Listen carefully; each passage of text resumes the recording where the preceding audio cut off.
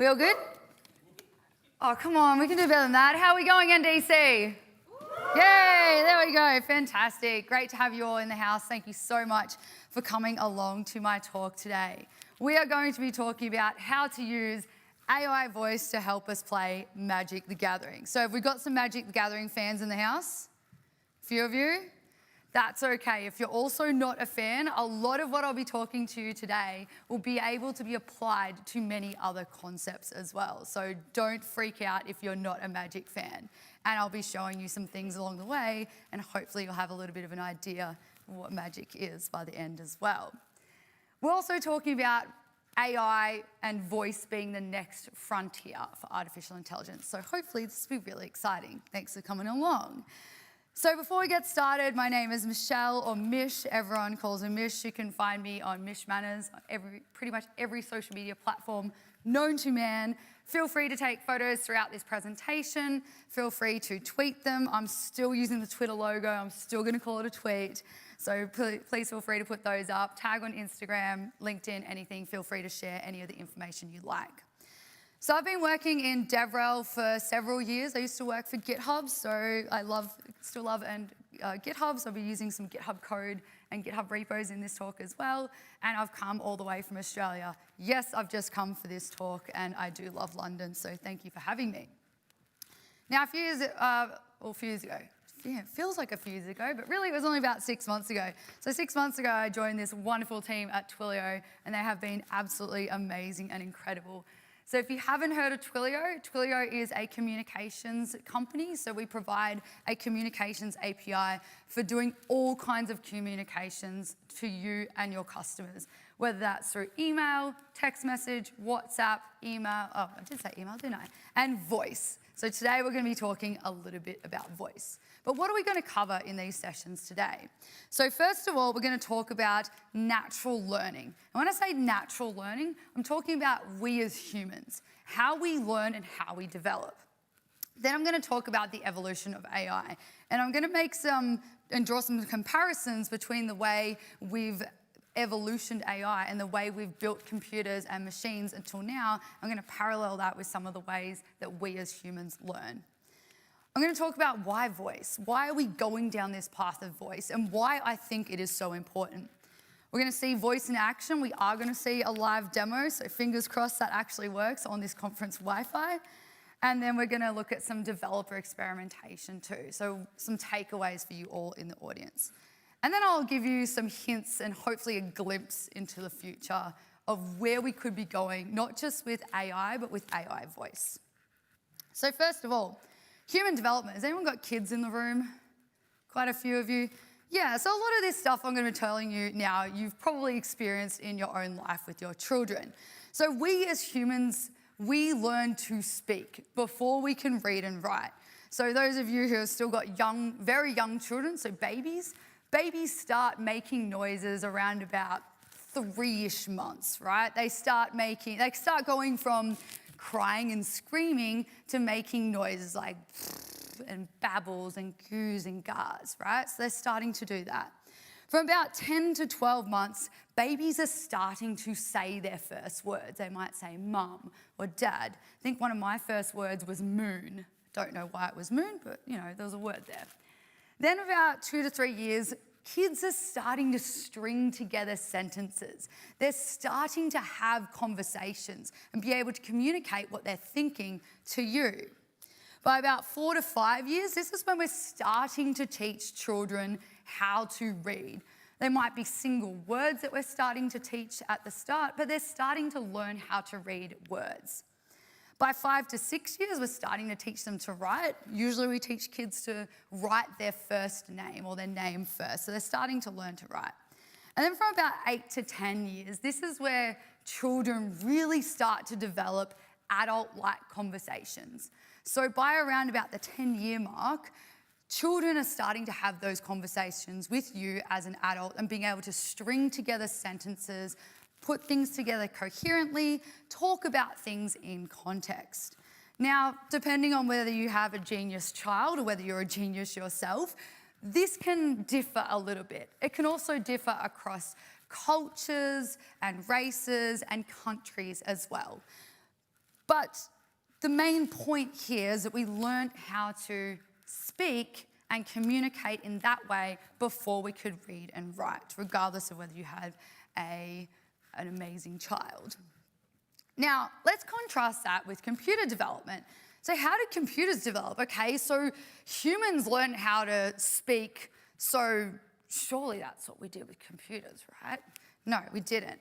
Back in the 1890s, we used computer language and we spoke to computers, or we communicated with computers through punch cards. Now, I'm not sure if anyone here does remember the punch cards, but I do remember my mum talking about, building a stack of cards that you go and you'd feed into the machine, right? So we had punch cards.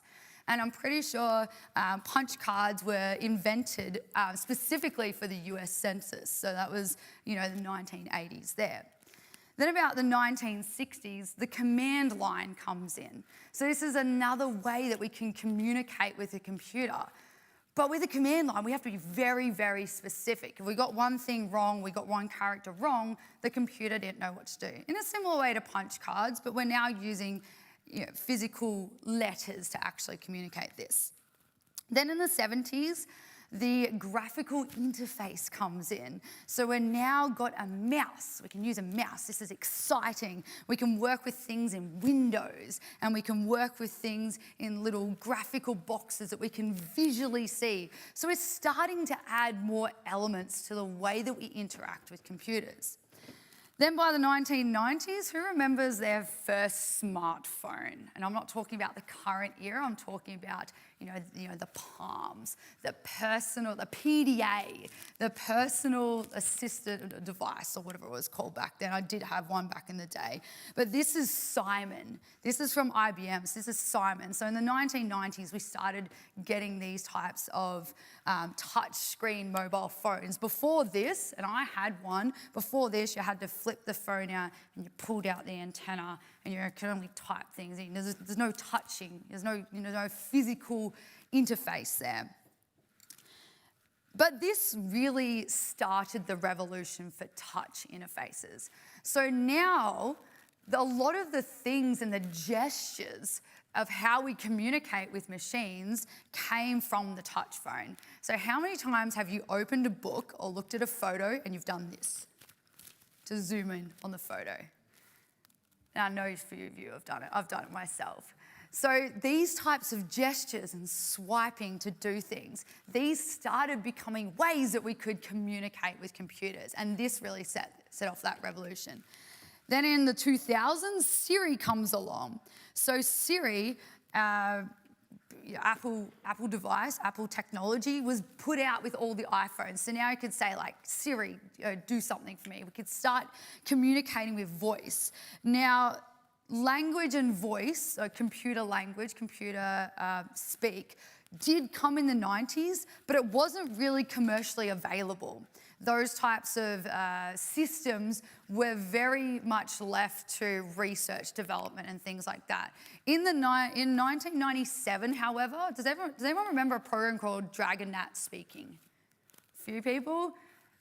I'm a little bit younger than some of you, so Dragon Gnat Speaking was the program that all the rich kids had. All us had to type out our essays, and the rich kids could use this Dragon Gnat Speaking to talk to the computer, and it would transcribe your speech. So we did have that, but it didn't really take off. It was still quite expensive. So Siri was really when voice started becoming available to the mass population and to the masses.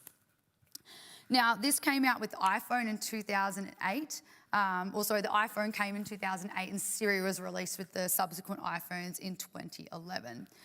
So if we look at this computer development and compare it to the way humans develop, this is backward. We've gone the opposite way. So as humans, we learned to speak before we could read and write. With computers, we've said, we can't do that. We just have to do the opposite.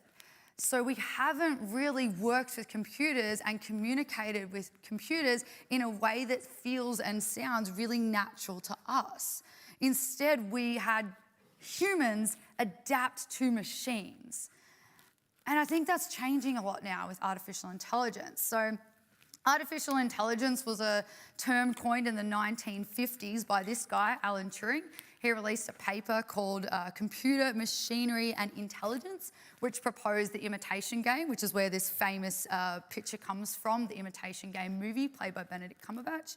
And that whole proposal was designed to test the intelligence of machines. So that kicked off in the 1950s, but that's not when Gen AI really started. So generative AI really had a slightly different path. And a lot of the foundation for generative AI started in the 1960s with neural networks. So neural networks were a way for researchers to develop these sophisticated models so that machines could understand what they were doing and they could train computers to start doing things. But it was really only sorry, that was the wrong picture there. So my bad, I'll fix that in a second. There we go. So it was only in the 2000s or in the 1990s that deep learning came in. So this is layers and layers of neural networks here. And this allows people to train machines on much bigger pieces of data. Machines are able to draw connections now between the data that is being presented to them. And then in the 2000s, this is very late 2000s now, so ChatGPT came in 2020, and I had a previous picture up there, so I've messed those around in the order.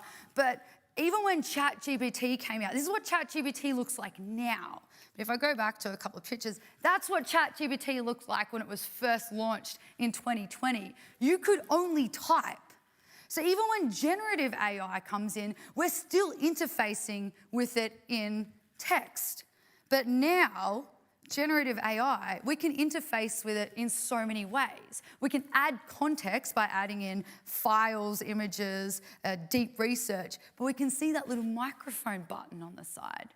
Now, we can actually start communicating with our generative AI in the same way that we do as humans. So this is where this whole idea of conversational AI really takes off with generative AI. So we look at voice AI in 3 generations. So the first generation is Siri, relatively lightweight. Hey Siri, what's the weather like? It's this. Hey Siri, what's this? It's very single command driven. There's no context that is kept. We can't really have conversations with Siri. We could really only ask Siri a question and Siri could respond. The second generation of conversational AI comes with Alexa. It's a little bit more intuitive, a little bit smarter. But what we're seeing now is this 3rd generation of conversation AI. And this generation is really defined by a few things. So the first one is it's natural and effortless. So when we're having conversations with people, we don't really have to think we do have to think in the terms of how we say things and the words we say, but the way we communicate feels natural. We don't have to go and look things up. We don't have to go, who's this person I'm talking to? Look up the database of the last conversation we had. It's very natural, the types of things we do. It spans topics and time. So the conversations we have with people, I can say, hey, Annie, can we go to that restaurant we went to last week? Oh, yes, sounds great. So we can talk about, we have that topic and that time of that's what we spoke about last week. We could switch topics and say, what about the Pokemon Museum down the road? Can we go there later? Oh, yeah, sounds great. We can switch topics very easily as humans. And we're starting to see this now with conversational AI. Conversational AI has really driven this 3rd generation, is really driven by informing and helping the user. A lot of conversational AI in the past has been just about, here's a piece of information about the weather. But now, with conversational AI, this 3rd generation, it's more informative. Okay, Alexa or Siri, the weather is 4 degrees. Can you recommend what I should wear today and where I should go? It's much more informative and helping the user out. There's lots of shared information. So shared information among different AIs and among different tools that we're actually using. And a lot of companies who are using conversational AI are plugging in different contexts and data. And we're seeing that with things like ChatGPT. You've all tried that as users. Social interaction capabilities. So we're seeing AI now able to have these more kind of social nuances. It's able to now pick up on more things that we that we would naturally pick up on as humans. So it really feels really natural. And the reason it's so powerful too is because it's hands-free. Previously, the way we've interacted with these other AIs, and I'm not talking about Serial X, I'm talking about prior conversation. Again, it's all typing. You need to have both hands on the keyboard. You need to articulate what you want. If you've got a spelling error, gone of that, right? Now we're seeing conversational AI able to pick up on things like spelling errors because of the context you're using. We're seeing AI able to do more things. The other reason it's so powerful too is because it's fast, right? We've all started experiencing that now when we're using things like ChatGPT. The answers are quick. The information is much more accurate. We can see that with conversational AI, we're able to put things like emotion into what we say. We're able to be able to just communicate as we would with a person. We don't have to worry about, oh, backspace that because I missed that, oh, typo here. So this is really great for lots of real-time situations. And it's also much more accessible than typical AI and typical ways that we have interacted with computers. So how many people have been injured before? Few people? Yes. So injuries, right? I've strained a wrist before, can't type, productivity tanks. With AI and conversational AI, that doesn't matter. So any types of accessibility, I'm not talking just injuries and people that have maybe impeded mobility, but things like kids. How many parents, Amy put up a stat yesterday in her comedy talk, like 60% of parents most of the time, or 60% of the time have a child, so only have one hand free. So we're able to do a lot more multitasking, cooking dinner.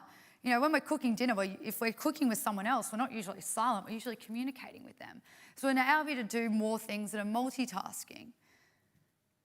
It's really, really powerful, right? But there's a catch. Like all things that sound too good, it sounds too good to be true. AI voice is really, really hard. Or it has been relatively hard up until now. There's a lot that you need to think about, and it's a lot harder than what it ends up sounding. So when you're having a conversation with someone, when you're sitting down at a table, maybe over high tea around London, the conversations we have are quite messy.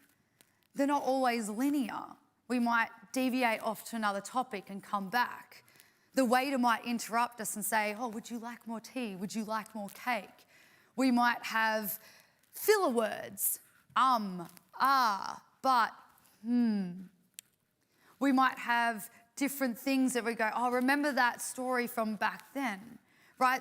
Human conversation is very, very different to the way we've typically interacted with machines.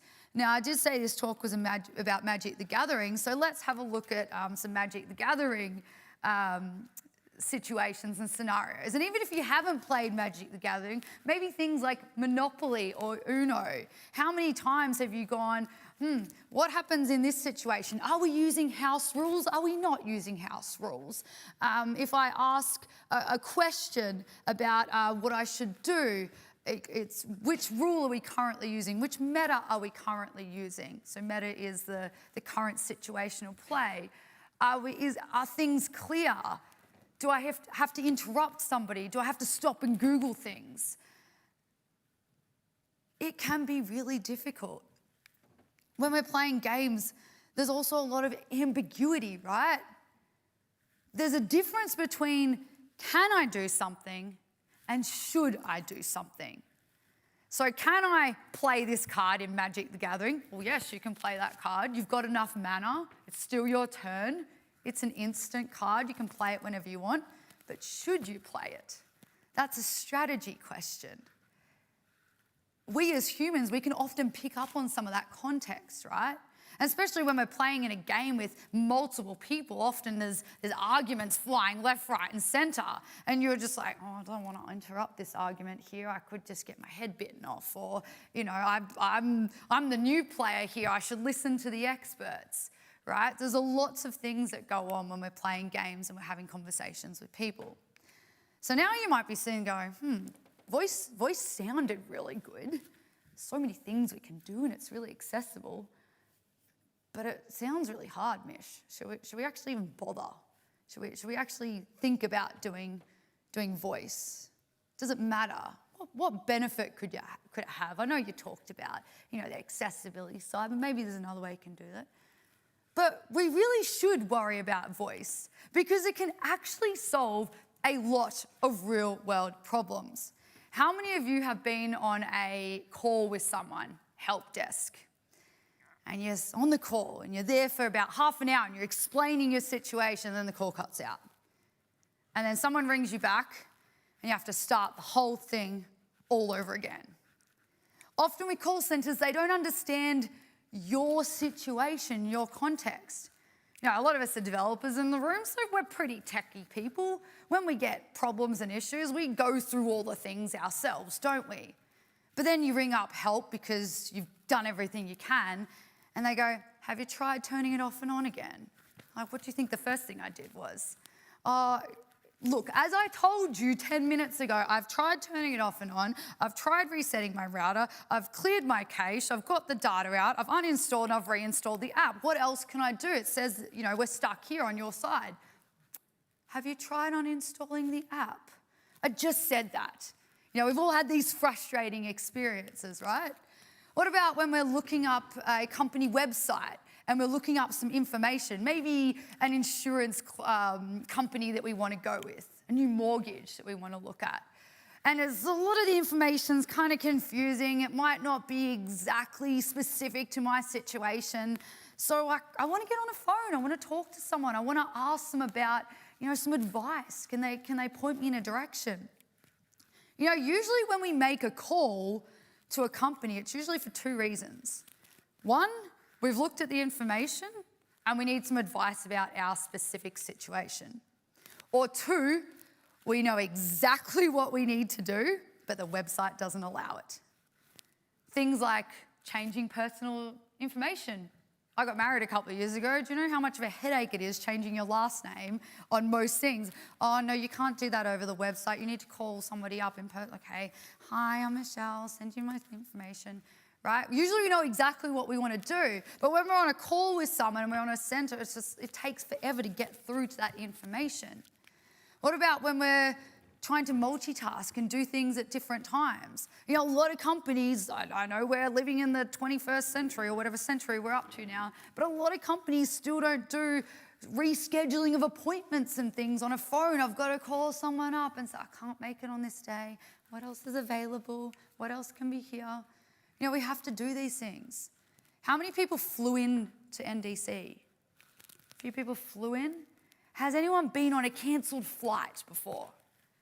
You're in an airport, a flight gets cancelled. 400, 500 people, what happens? They all rush to the help desk. Oh, I need to get my flight fixed, I need to get this, I need to worry about the event that I've got on the next day. Oh, I'm transiting through this country or that place, right? Now imagine if we could have somebody that could fix this.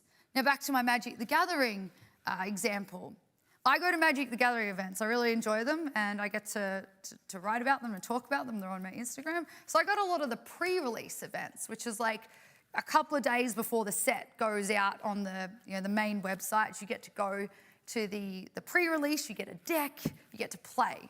Now it's really fun, but I just said before that Magic the Gathering has a lot of rules and a lot of mechanics. And when they release a new set, there's more new rules and more new mechanics. And some mechanics go out the window and there's some new ones in and you're just like, okay, what's going on? I'm not sure here. Imagine if I could have someone who could actually help me.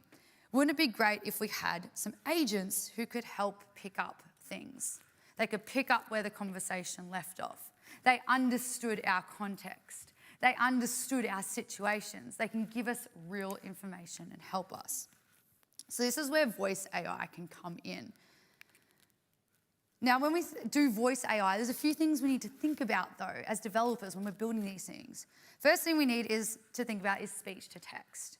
So at the moment, we can't just talk directly to an AI. We need to translate what we're saying from voice to text to get an LLM, so a large language model, to be able to interpret that, to then put that from what it's saying and what it's thinking into text, and then send that text back to speech so we can get it back as the user.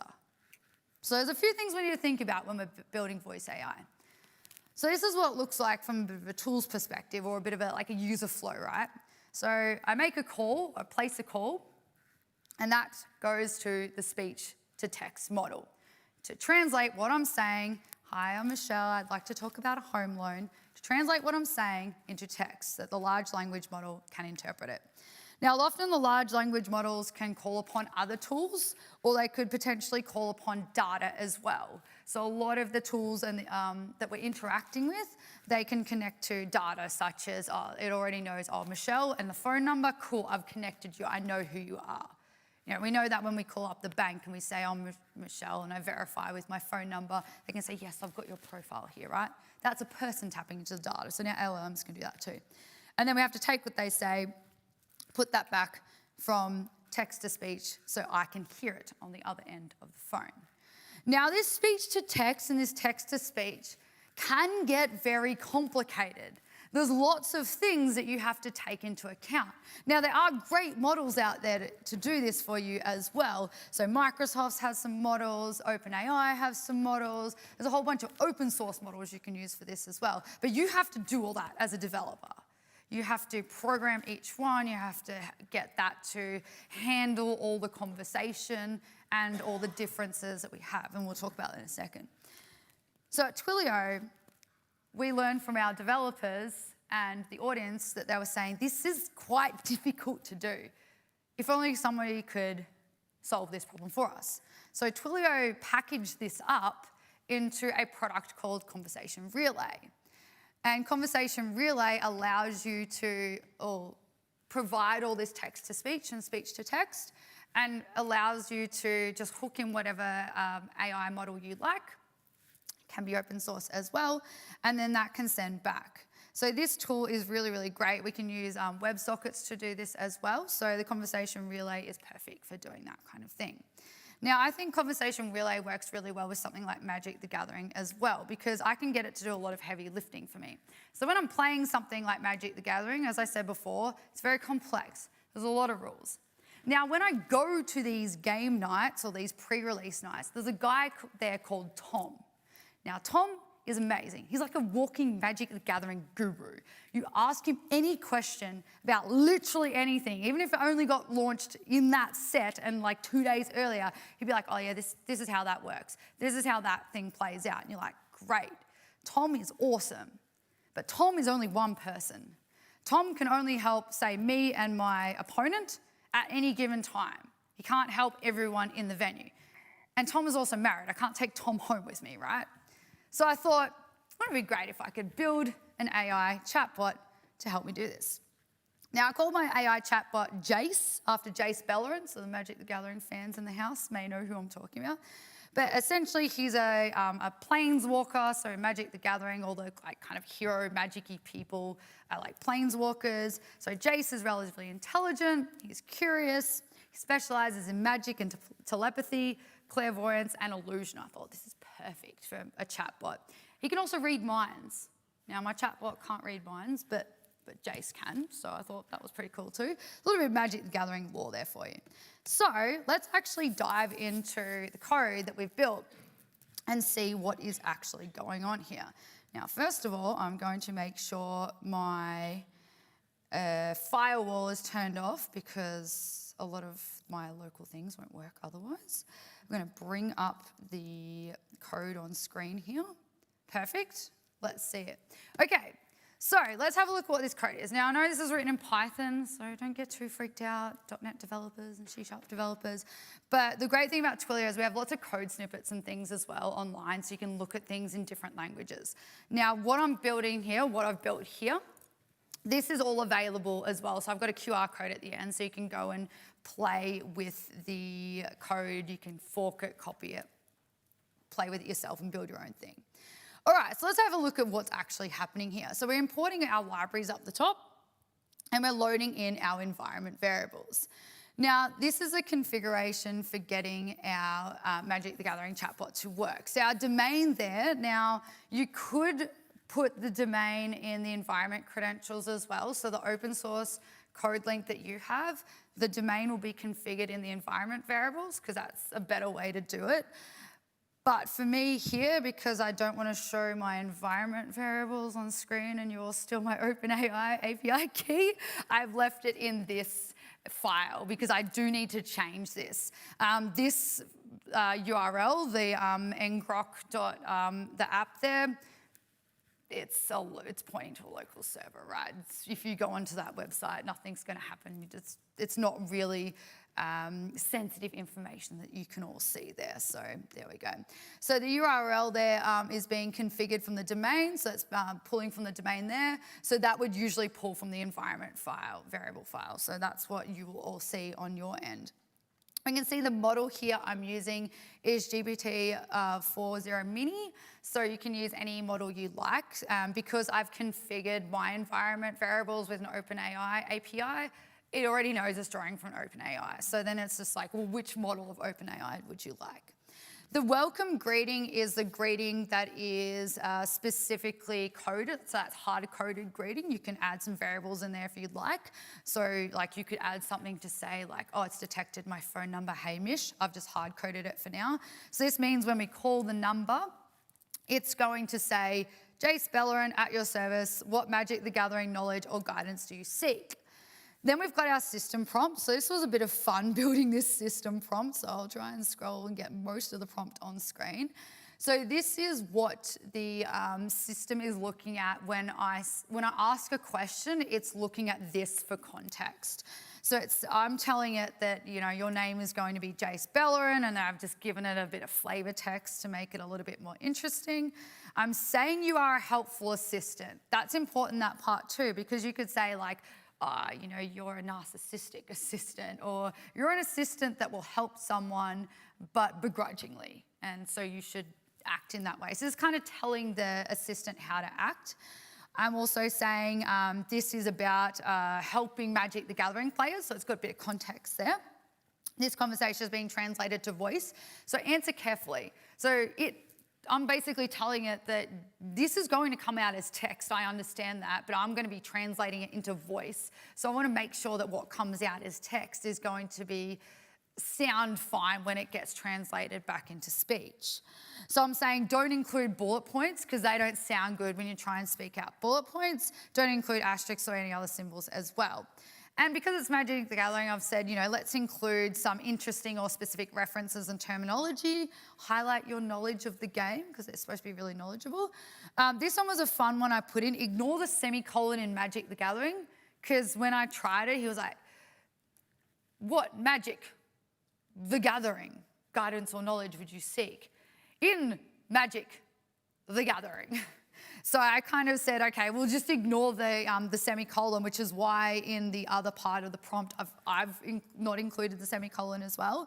And I also said too, once you've said Magic the Gathering once, just refer to it as Magic. You don't need to keep saying Magic the Gathering. Like we know we're talking about Magic the Gathering here. And again, I've just said, you know, include some flavor text to make it more exciting if you'd like. So that's initializing the OpenAI client and grabbing my API key there.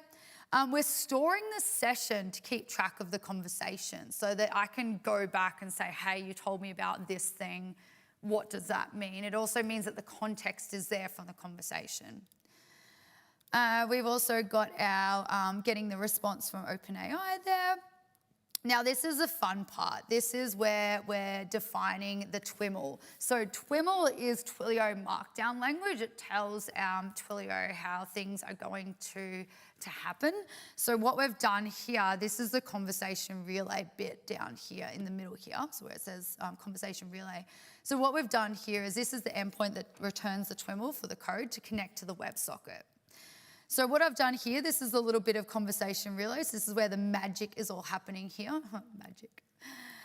So we've got our URL that's being pulled from the top. So that's that ngrok URL that I'm going to be changing. So I haven't run this locally yet on here right now.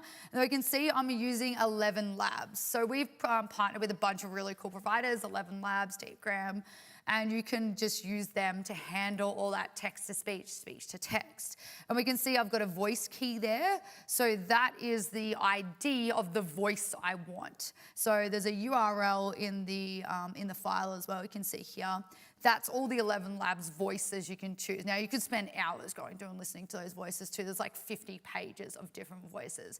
So I chose a voice that sounds like what I think Jace would sound like in Magic the Gathering. But you could choose different voices, ones that sound like really happy and excited and I talk really fast. Or you could choose ones that sound a little bit more somber and serene. So there's lots of different voices you can choose from there as well. And then we can see we're returning the response from our conversation relay there. So we can see we're accepting the WebSocket server to make sure it's all working. And then we're just going through our code here. So we're going through and making sure this is actually the part that handles all the real-time communication here as well. And so we've got, so if the message comes through, make sure you actually send it through and go through the system prompt, interpret all that information that the user is saying, right? If there's not, just say that, you know, you're actually processing the prompt, put the user's input here into the conversation as well. So we're actually printing all these to the console so that when I run it, you'll all be able to see the conversation that I'm actually happening from the text side of things. So you can actually see that all in action. So we can see here that we're getting a response from the AI. So it's responding with all that nice flavor and knowledge that I put into the system prompt. And then we're sending the answer back through the WebSocket. And again, we're making sure we print the response. So again, you can see that all there. I've added in a little bit of error handling. So say if something happens and the OpenAI server is down or my key doesn't work or I've run out of credits or something, I've added, again, a little bit of Magic the Gathering flavor text there, but you know, our connection to the blind eternities has been disrupted. So just again, just a little bit of information so that the user on the other end goes, oh, okay, so it's not connecting to the API and I'll have to call back again later. And again, printing any errors that we get there. Alrighty, so if that's all working, why don't we actually run this and give Jace a call and see what happens. So the first thing I'm gonna do is actually show you the full process of buying a number with Twilio as well, because I just got a UK regulatory bundle this morning. So I can buy a number. Now, if some of you in the audience have never used Twilio before, you can go and get a trial account and we give you a number to go and try things out with. So let's go buy a number and hopefully all the internet and stuff is working all great, fantastic. So I'm gonna buy a United Kingdom number here, United again, see, we get all the things wrong. United Kingdom, do I have to keep typing? No. And there we go, United, and we'll put Kingdom in so that we get our British. So +44, country number, and I have been informed that your mobile number is 7. Is that correct? Do I get it correct information? Perfect. So if we search for that, so basically why I'm putting a 7 in there, because I'm saying if we match the first part of the number, it's going to give me a mobile number rather than, say, a landline. Now, mobile numbers can be a little bit more expensive than landlines, but we have a little bit more functionality with mobile numbers, so I like to grab one of them. I'm just going to pick the first, maybe second one on the list. That looks like a cool number, so we'll just go and buy that. And we see I can review the number.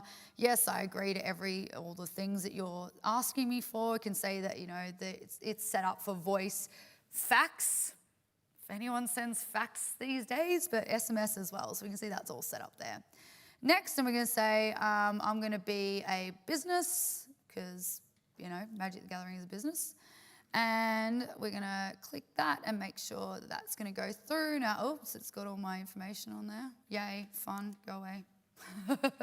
That we're going to cut that out of the recording, right? It's got all my information. Now I'm going to assign a bundle to it as well. So, and I'm going to go and buy that number. And yay, I successfully have purchased a number. So now I can go use that number pretty much straight away. So I'm gonna leave that one there for the moment. So it's my +4 phone number. It's gonna be here under my active numbers. And we can see it is gonna be right there, perfect. Now we can give that like a special name as well, because when you start getting a whole bunch of numbers in here, we can see we've got quite a few and I've named a few of them there. It just gives you a bit more understanding when you're scrolling through your list. I'll pick the number that's gonna be here. You can actually see what it's called. So we're gonna go in and call this one. And we're going to give it a nice little friendly name. instead of the number, we're going to call it, let's make it nice and short. It's just going to be Jace. Nice and easy there. Okay, save that. Perfect. Now let's go and run our code. So over here, we're going to go and run make sure we open this so you can see a few things. So we're going to run it first using our ngrok. So ngrok's a really, really great service. It basically points, and it's failed probably because my firewall's turned back on. Yes, it has. So I'm going to turn that off, say I'm doing a live demo. I'm live demoing. Turn off, please. So we'll turn that off and I'll restart that. So I'm just going to kill that process and restart again. So ngrok's a great service. It basically points your local host to the cloud so you can go and do things online rather than just being on your local server here. So we say we've got one gateway, we've got our URL there. So I'm going to grab that URL. I'm going to copy that. And then we're going to put our URL up in the code where we said we have it's right at the top. I'm going to scroll right to the top.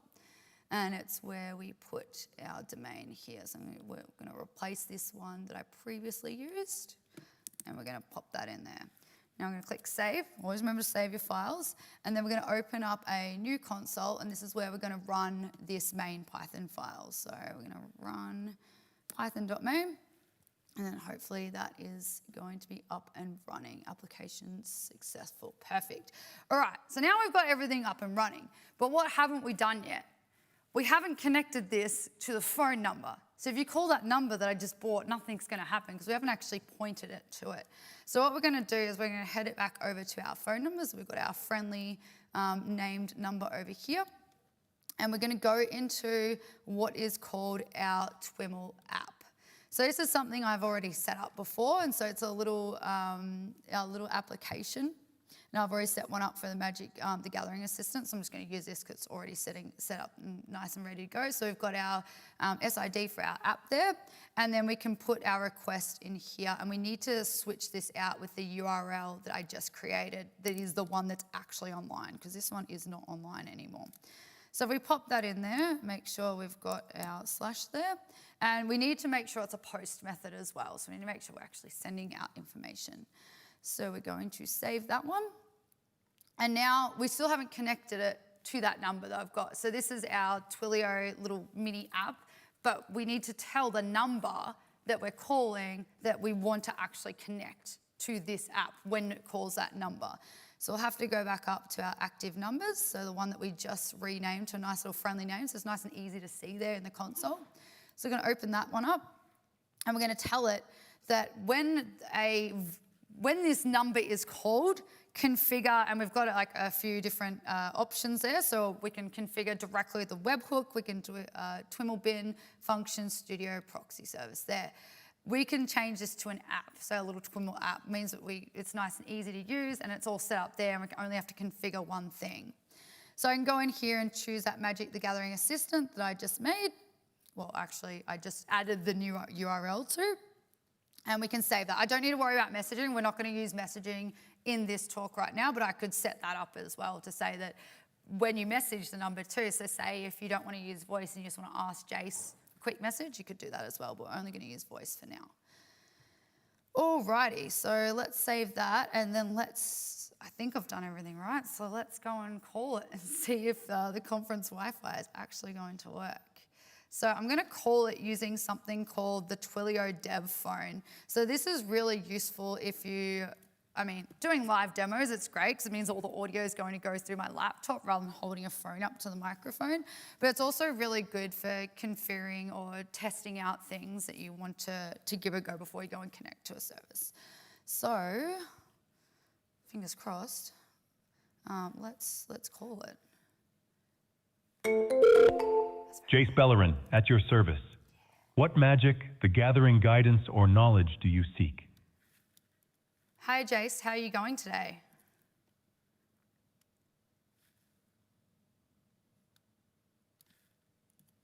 Hello, Jace. Can you hear me? I don't know if it's picking up my microphone or not. It says it's in use by Google Chrome. And it hasn't come through here, so we're not seeing it connected there. hang on for 1 second. Let's try again. Sometimes if you try again, it just works. Jace Bellerin, at your service. What magic, the gathering guidance, or knowledge do you seek? How are you going today, Jace?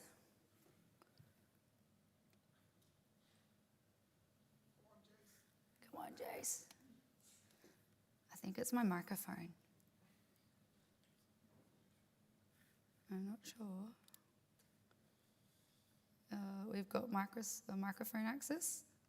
It can't actually hear me.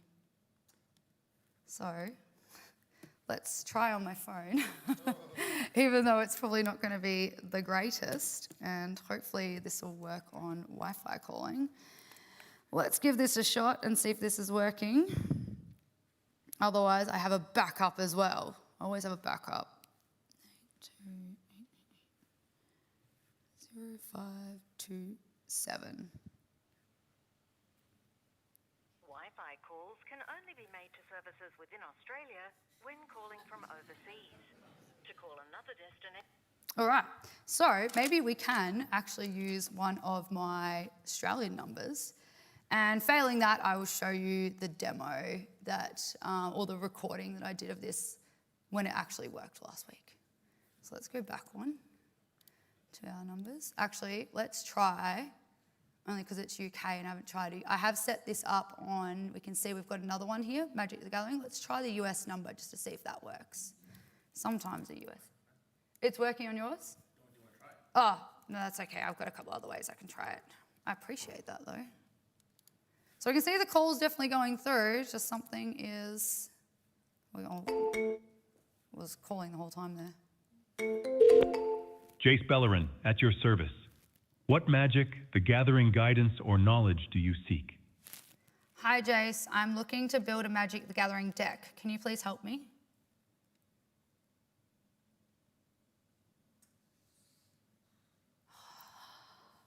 It's not working. Oh, I'm so sad.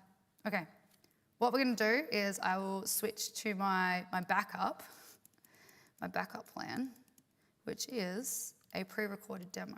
So apologies to you all that my microphone's just not working right now. So let's see if this one works. So we're just showing the code again here. Hopefully that's loud enough. So we're just opening up the server again. We're going to our call, so I've done all that for you. Jace Bellerin, at your service. What magic, the gathering guidance, or knowledge do you seek? Yeah, I played this card and it has haste. What does haste do? Haste is a powerful ability in Magic, allowing a creature to attack or use activated abilities that require tapping on the turn it comes into play. This can create a sudden impact on the board, potentially catching your opponent off guard. Remember, the best defense is a good offense. What card are you referring to? I'd love to help you strategize. Haste is an ability that allows a creature to attack or use tap abilities the turn it enters the battlefield. Normally, creatures cannot attack or activate their tap abilities the turn they are summoned. But with haste, they can immediately contribute to the battlefield. This can change the tempo of the game significantly, He likes to talk allowing a lot, for doesn't quick he? damage or strategic plays. It's always wise to utilize haste creatures effectively, especially when you want to pressure your opponent right away. So I played a card that has Death Touch. What does Death Touch do?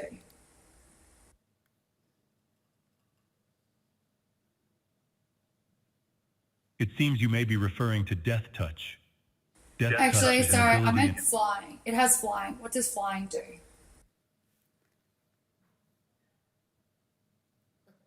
Flying is an ability that allows a creature to evade most ground-based creatures.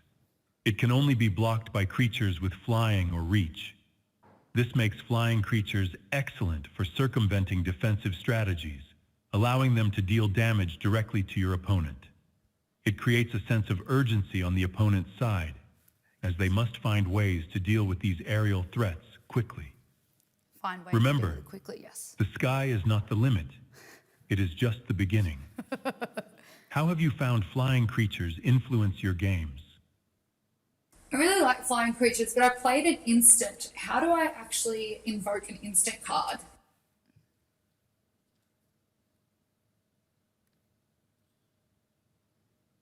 Playing an instant card in Magic is quite straightforward. You can cast an instant at almost any time, even during your opponent's turn, which makes it a versatile tool. Okay, that's cool. So I played this card that has 4 different colors up the top: red, green, yellow, and blue. What do those mean?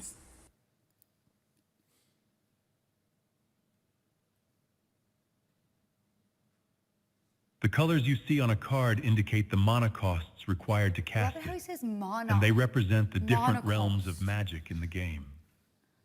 In Magic, the primary colors of mana are red, green, blue, white, and black. Okay, so if I play Red. this card that's got a 2 next to a red mana color, what does that mean?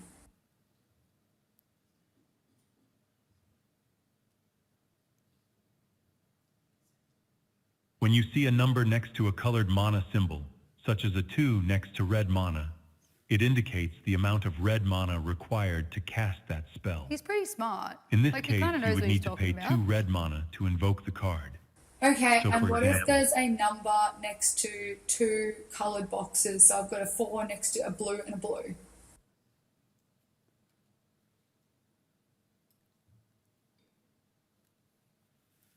When you So see a number You next can to see I 2 haven't colored sped mana this up, symbols, so that's real like time a 4 next to there. 2 And a blue lot of mana that's because I'm in symbols, Australia. that and I indicates have the total mana really not cost great to internet. cast the spell. So all the things you heard about In internet this in Australia, case, it's true. you would need to pay 4 mana, and specifically, it must be in the form of 2 blue mana, along with 2 mana of any color. This means you could pay 2 blue mana and 2 colorless mana, or any combination that adds up to 4 total, while still meeting the requirement of 2 blue mana specifically. Understanding these costs is essential for maximum skip forward a warding little aspects of Magic deck, adjusting based on your mana curve and color requirements. Balance is key to consistently casting your spells. Balance is key. Thirdly, incorporate a mix of different card types. So he's Include just giving me creatures, some options of instants, how I should play a sorceries, deck. and enchantments to create versatility. Your Okay, goal is thanks. to reduce, That's all I need for today. I'll go back a little bit. create a formidable offense. Here we go. Consider incorporating cards that allow you to draw cards So I when asked you a cast question of spells like, or give deal me some damage options of directly how in to craft a response good to your deck so I opponent's could win. actions. Additionally, spells that generate value or disrupt your opponent's plans, like counterspells or burn spells, fit well in this archetype. Fire and cunning make the perfect storm. Perfect storm. What specific cards or strategies have you been considering for your red-blue deck? I'm a red. That's all on the red-blue deck at the moment, but I do want to know, I think I'm ready to play, so how many life points does each player get?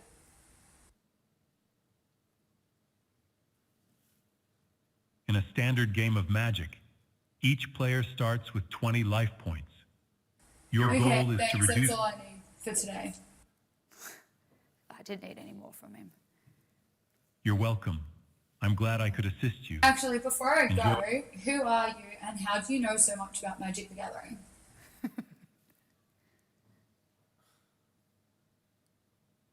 As a planeswalker, I have traveled across countless realms, experiencing the intricacies of magic and its multiverse. My knowledge encompasses the spells, strategies, and lore that define this game.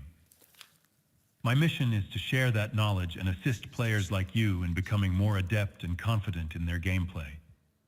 Every card tells a story, and each game offers a new lesson. A little bit cringe, right? Curiosity is the flame that keeps the mind alive. If you ever have more questions or need guidance, I am always here to help.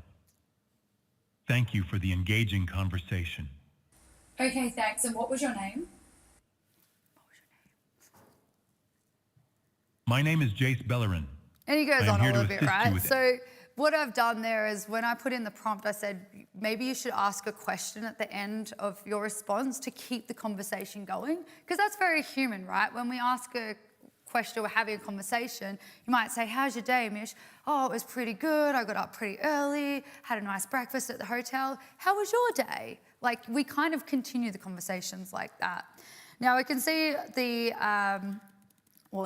live demo didn't work, but thankfully I had that back up there for you. But we can see there's quite a lot of different things that are going on there. So the conversation relay was handling those interruptions for me. It was handling the utterance if I was like, yeah, what about this?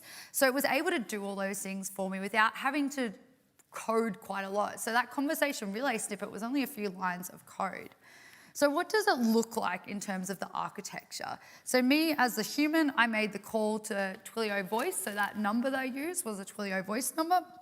Conversation relay gets invoked, goes through the WebSocket server. It goes through to the application that I built. So the application I built there, my py.main, and it comes back as text as well. And then it sends it back to be very, very human-like. We sound, as I said, I picked a chat voice that sounded a bit like what I think Jace would sound like in real life, but you could choose something that's much more uppity or a bit more fast or different types of things. As I said, there's over 50 pages of voice there too.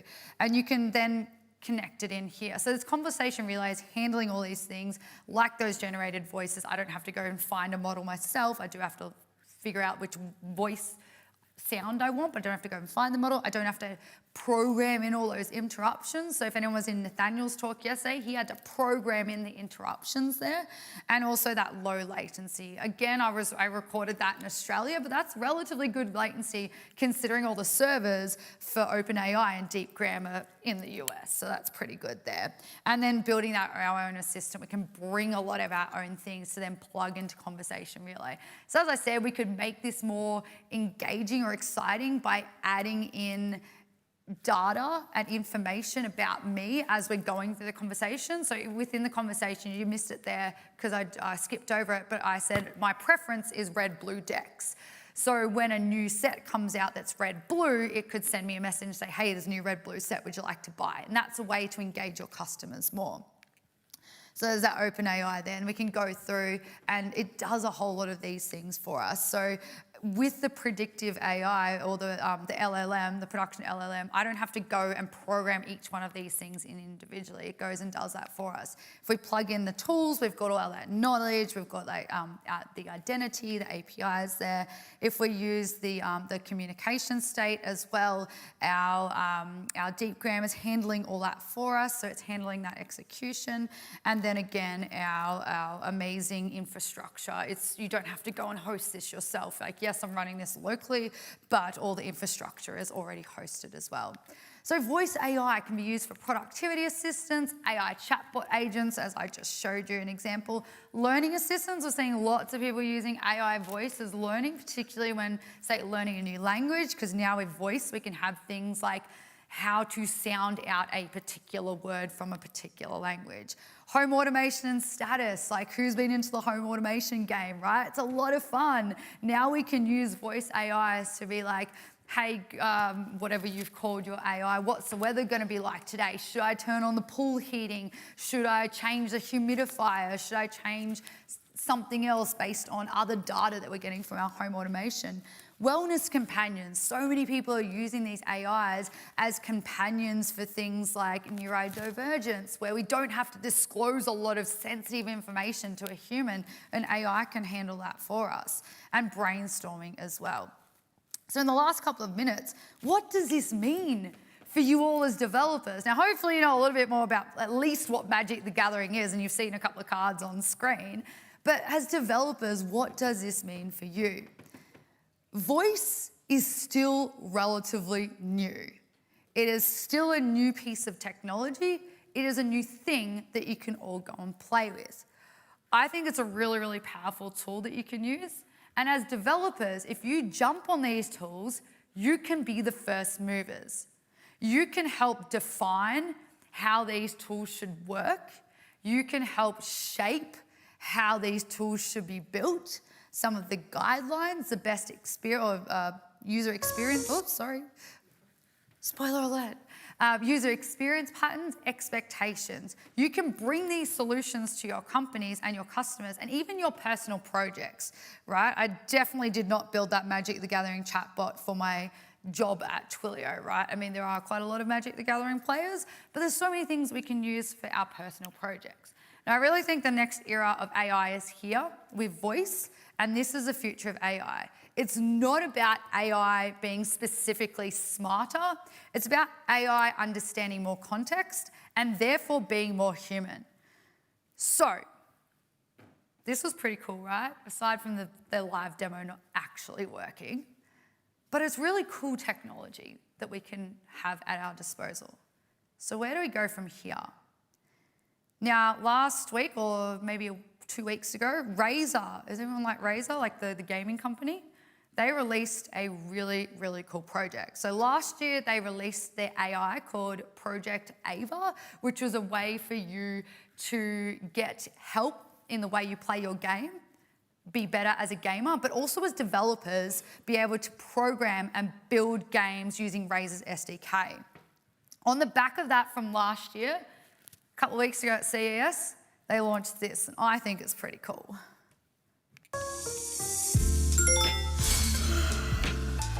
Wakey, wakey, rise and shine. Morning, Joey. You were snoring again. Definitely wear your favorite green jacket. Look, now we're really vibing. Have a good day. Hey, cutie. Hi, Amanda. Great brainstorming last night. Actually, I need more. What if we flip the design here? Do you think it can work? Nice. I think you're onto something. Whole day, soldier. We need more air support. Yeah. Whoa, clean shot. that? Nice one. Oof. Maybe aim for the head next time? Break line of sight. Switch to burst fire mid-range. Okay, you get the point, right? Like, it's pretty cool. So my next job is to get Jace into one of these little bottle things, so that when we play Magic the Gathering, it just goes on the desk, and then we can just say, like, you know, it can just give us information. But it's pretty cool. There's a lot of really cool stuff here. It's really bringing technology to the frontier. It's really blurring that line between human and machine. Yes, there's some ethics there, which is another talk that I give, but we don't have time for that today. And I think it's really going to be really interesting. We're finally interacting with computers the way that we as humans interact with one another. So your takeaways for today. The first one, technology is finally catching up to the way that we interact as people. AI voice can help solve a lot of the problems that you will have in your companies, in your personal projects. Understand that there are lots of tools out there to help you. Things like, yes, Twilio Conversation Relay, but there's so many great open source AI tools and LLMs. You can host things locally as well, right? There's lots of cool things you can go play around with. So I'd encourage you to go experiment with it. So again, you can try Twilio for free. OpenAI's API can get a little costly, so make sure you manage your tokens, but you can run things locally as well. Check out the code that I put up, so there'll be a link in a second, and go and write the rules.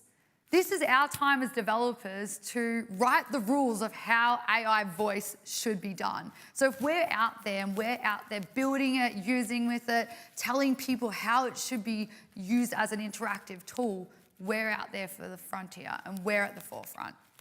So thanks so much for listening to my talk. There's the resources, so that's the code if you want to go and play around with it and check that it actually works yourself, because I promise you it does work. And if you'd like to ask some questions, we have lunch now, so I'm going to be around for the next hour. I'll be on the Twilio booth as well. There's lots of stickers up the front, and I want to thank you all for coming to my talk today. Thanks, everyone.